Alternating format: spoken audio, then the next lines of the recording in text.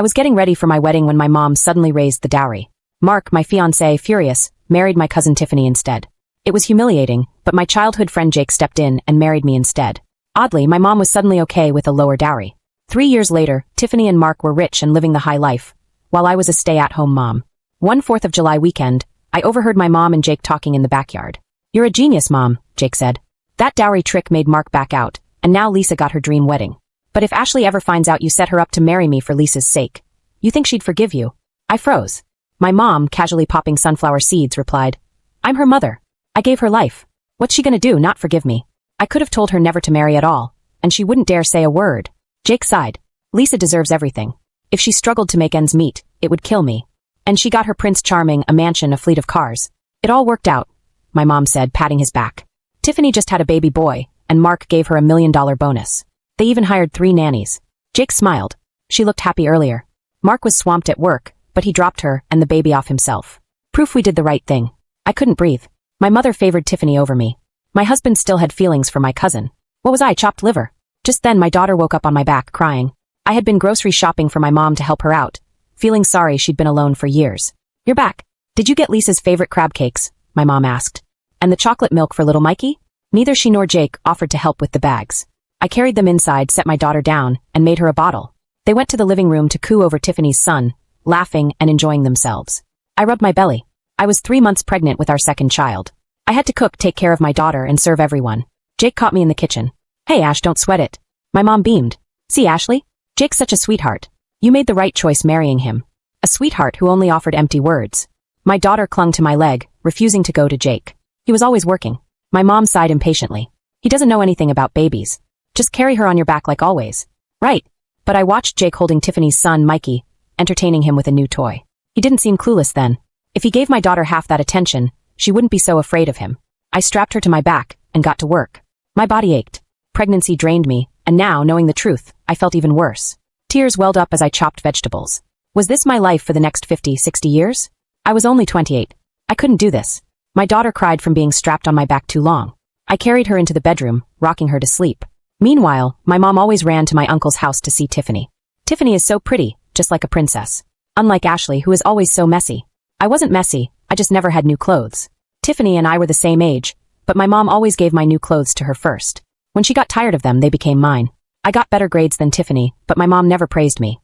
"It doesn't matter how well a girl does in school, she still needs to marry well," she'd say. When I started dating Mark, my mom invited Tiffany to meet him. I knew she had asked him out before, but he always refused. When I told my mom, she dismissed me. "Tiffany likes Mark. Why don't you just let her have him?" For the first time, I didn't listen. Mark and I were getting married. But my mom got her way at the wedding. She abruptly raised the dowry. Mark could afford it, but he saw through her greed. He walked away. I begged him to stay, but it was no use. The invitations had been sent, the venue booked. Then Tiffany stepped forward, waived the dowry, and married Mark. It was all my mom's plan. Later, I saw a message on her phone from my uncle.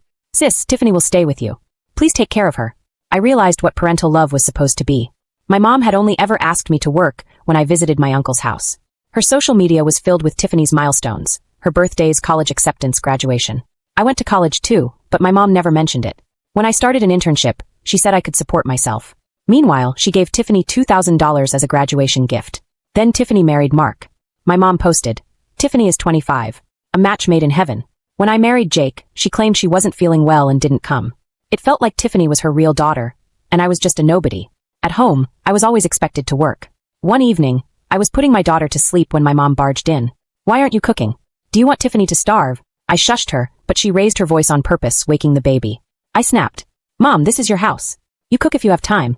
She slapped my arm. "You're talking back now." Jake walked in. "Honey, give me the baby and go cook. Tiffany is hungry."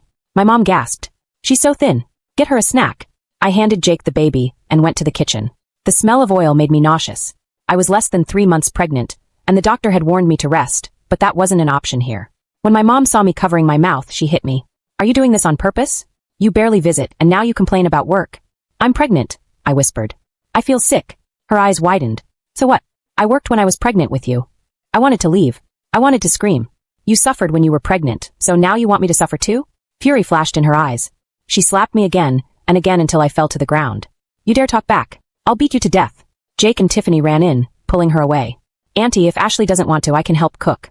My mom and Jake quickly stopped Tiffany. "No, your nails." This is how the rich live. Tiffany smiled sweetly and backed away. Then thanks, Ashley. My mom glared at me. Get up and work. Don't pretend to be dead.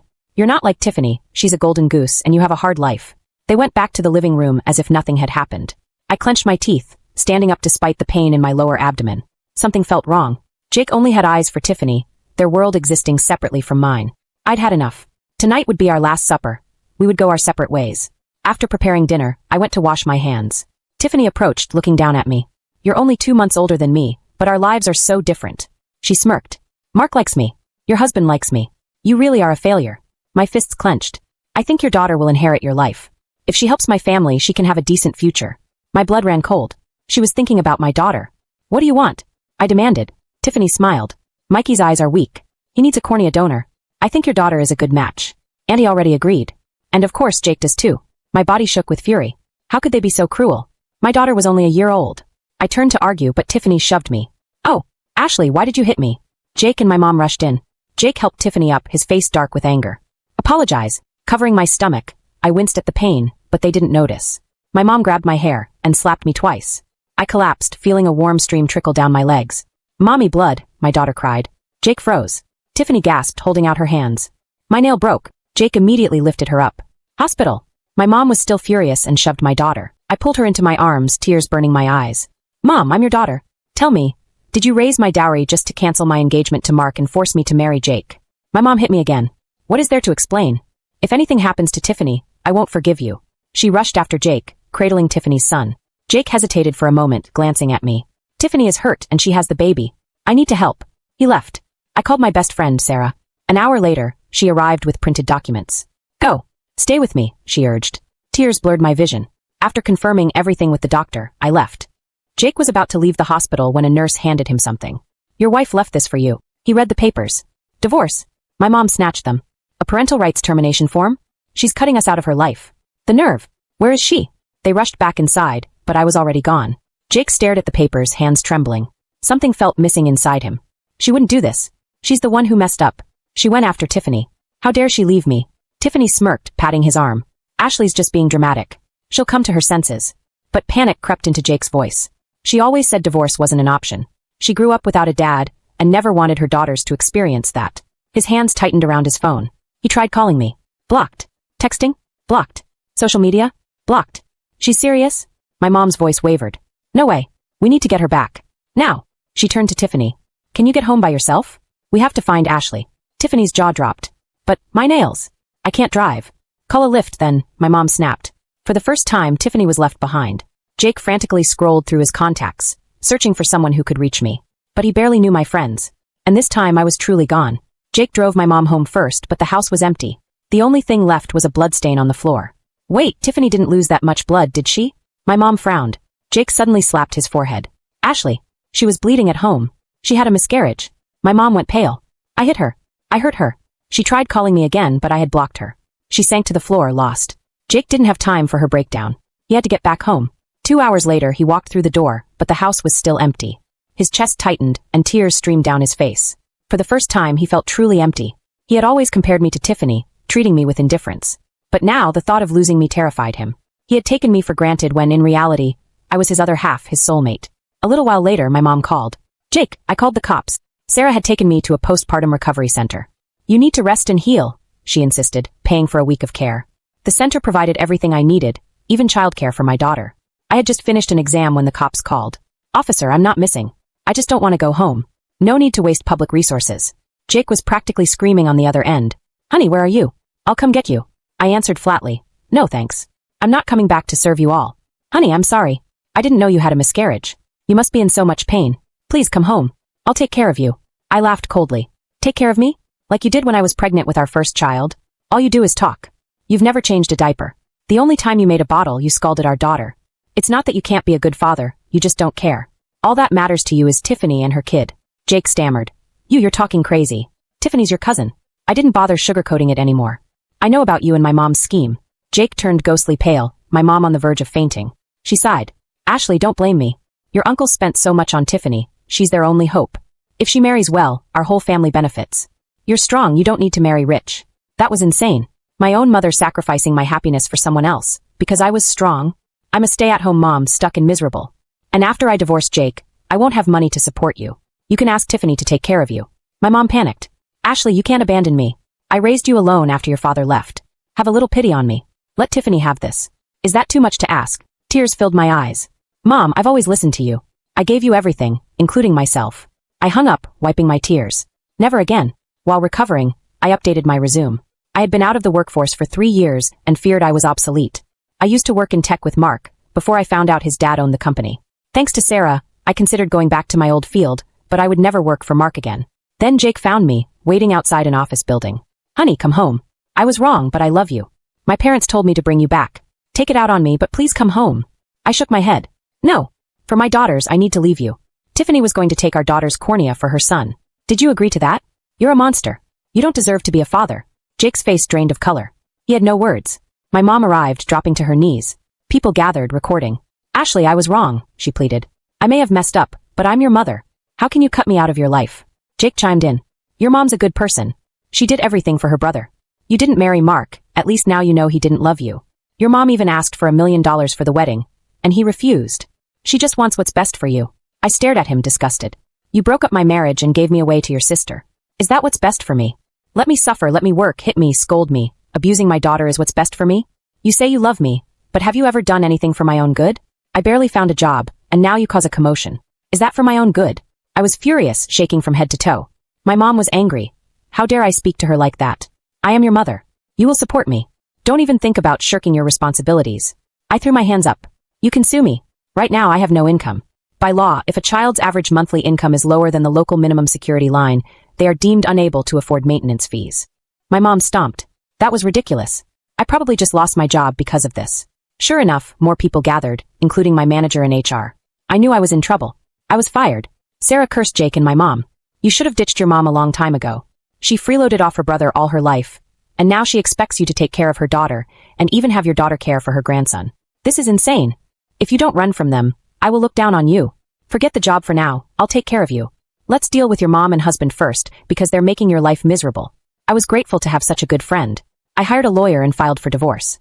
Jake showed up at Sarah's place, begging me to take him back. Ashley, I swear I'll never take care of Tiffany again. Please don't leave me. I'll write you a letter, do anything you want. Just give me one more chance. I shook my head. No. It was wrong from the start, so how can it end well? If you really love me, let me go. Jake's throat tensed. He was too lost in his own thoughts to respond. 2 days later, he agreed to the divorce. We rented our home and had no car. Our daughter stayed with me, and he waived any financial claims. He only had $8,000 in savings, which he wanted to leave for our daughter. I agreed. Now I had to deal with my mom. She refused to sign the termination of parent-child relationship. I took a step back and made her a promise. I'll send you money as required by law, but we will never see each other again. Her face fell and she cried. I'm not asking for money. I just want you to take care of me. I have gout and can't take care of myself. I laughed. Go find Tiffany then. I did, but my brother said they're busy. Tiffany doesn't even pick up my calls. She sobbed. Ashley, I regret everything. You are my favorite daughter. I won't care about them anymore. Hearing that, I felt relieved, but I shook my head. It's too late. I will have a better life now, and I hope you do too. But you must bear the consequences yourself. I turned and left. My mom cried behind me. Sarah helped me pack and find a new place. Luckily, my daughter adapted quickly. I started job hunting again, and then shocking news came. My mom kept looking for Tiffany, but Tiffany didn't care. Desperate, she went to Mark. Realizing my mom was trying to take advantage of his family's wealth, he kicked her out. Mark argued with Tiffany. His family valued character above all else, and when they discovered her greed, they forced a divorce. Tiffany panicked and went to Jake for help. He ignored her. After our divorce, his father had a heart attack and was hospitalized. He swore to his dad that he'd never take care of Tiffany again. Tiffany was furious. She blamed my mom, blamed Jake, and hated me for ruining her life. One evening, as I was picking up my daughter, I saw Tiffany running toward me.